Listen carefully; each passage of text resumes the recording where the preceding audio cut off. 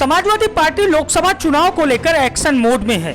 एक और इंडिया गठबंधन है जिसकी हिस्सेदारी समाजवादी पार्टी के पास भी है और इंडिया गठबंधन में अन्य दल हैं। लेकिन समाजवादी पार्टी ने लोकसभा चुनाव के मद्देनजर कुछ लोकसभा की सीटों पर अपने उम्मीदवारों की जो स्थिति है वह साफ कर दी है। समाजवादी पार्टी ने यूपी में अपने विशेष प्रभाव वाली लोकसभा सीटों पर उम्मीदवारों के नाम तय कर लिए हैं।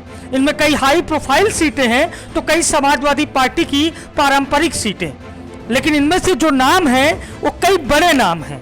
समाजवादी पार्टी ने अपनी परंपरा के उलट लोकसभा चुनाव के कुछ समय पहले ही उम्मीदवारों के ऐलान का मन बना लिया है।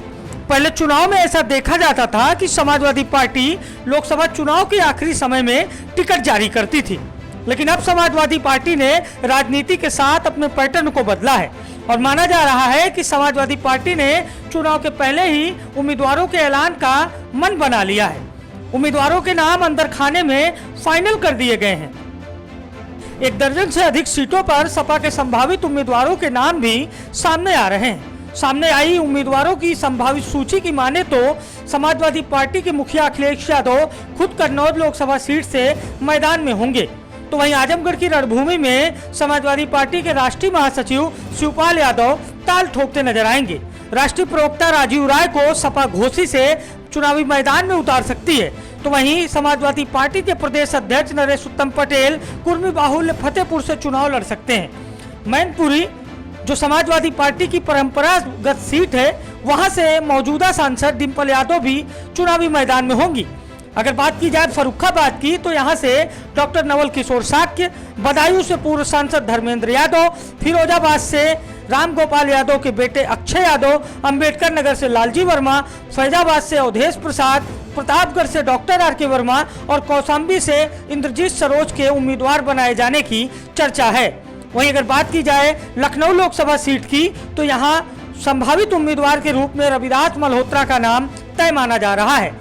उन्नाव से अनु टंडन, बस्ती से राम प्रताप चौधरी, मुरादाबाद से हेस्टी हसन, गोरखपुर से काजल निषाद, गाजीपुर से अफजाल अंसारी और सलेमपुर से रमाशंकर विद्यार्थी का चुनाव लड़ना तय माना जा रहा है।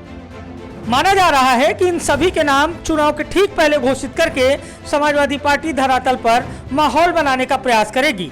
खास बात यह है कि इन चेहरों में अखिलेश यादव, शिवपाल यादव, नरेश उत्तम पटेल जैसे चेहरे हैं जो चुनावी मैदान में उतर सकते हैं।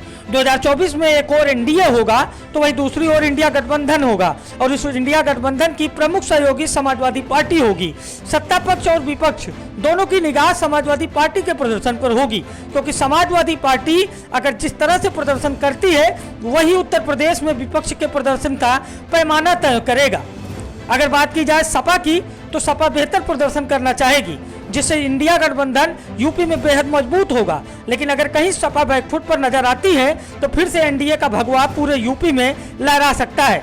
समाजवादी पार्टी अपनी तैयारियों को उंगली जमा पहनाना शुरू कर दिया है। अब देखने वाली बात होगी कि सपा के इस दांव से सपा को क्या लाभ होता है। Bureau desk, the leader Hindi.